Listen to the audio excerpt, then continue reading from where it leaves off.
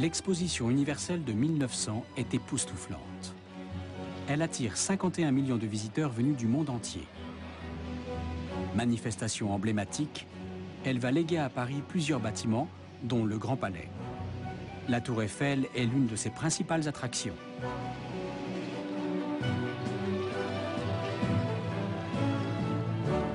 Diesel y présente son moteur. Il suscite l'enthousiasme général et remporte le Grand Prix, décerné par un jury d'éminents savants. Mais peu de gens remarquent que ce moteur fonctionne à l'huile d'arachide. En effet, Diesel le visionnaire ne veut pas être dépendant du pétrole.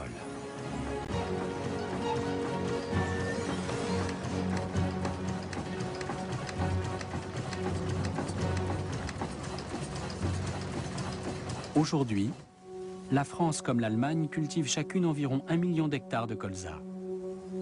Une bonne partie de la production est destinée à la fabrication du diester, un agrocarburant obtenu à partir de l'huile de colza. Face à l'épuisement des réserves mondiales de pétrole, le secteur de l'énergie se tourne de plus en plus vers les agrocarburants. Pour certains, ce sont les nouveaux garants de notre mobilité. Comme la France, l'Allemagne mise beaucoup sur les agrocarburants. Elle transforme chaque année 4 millions de tonnes de colza en diester. L'huile de colza non transformée pourrait servir de carburant, mais le diester obtenu avec du méthanol a un meilleur pouvoir calorifique. Il est même supérieur à celui du charbon. Aujourd'hui, le gazole vendu en France et en Allemagne contient 5% de diester. Mais les agrocarburants sont très décriés.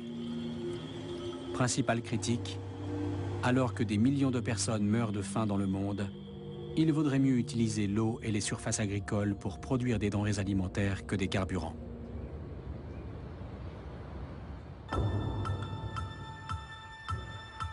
Une serre futuriste, implantée près de Cologne, pourrait apporter une partie de la solution au problème énergétique. Les chercheurs de la Jacobs University cultivent une plante aux propriétés inespérées. Cette algue d'eau de mer se nourrit en effet des émissions de CO2 de la centrale à charbon de la ville.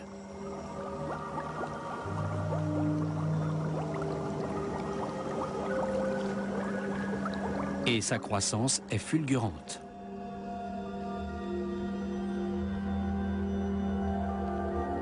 Non seulement elle fixe les gaz à effet de serre de la centrale, mais en plus, elle fournit 20 fois plus de diester que le colza.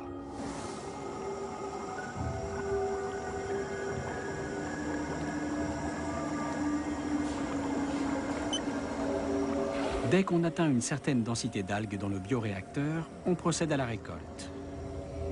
1 hectare d'algues peut fournir jusqu'à 30 000 litres de diester. Les algues sont transformées en huile par un procédé chimique.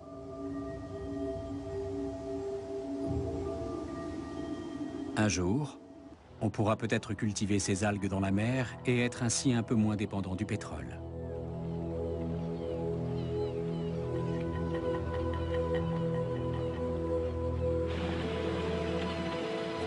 Au début du XXe siècle, le moteur diesel continue sa conquête du monde. Les premières centrales électriques utilisent des diesels pour entraîner les turbines.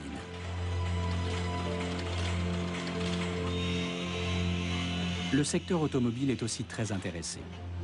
Mais le moteur à essence va dominer pendant longtemps encore.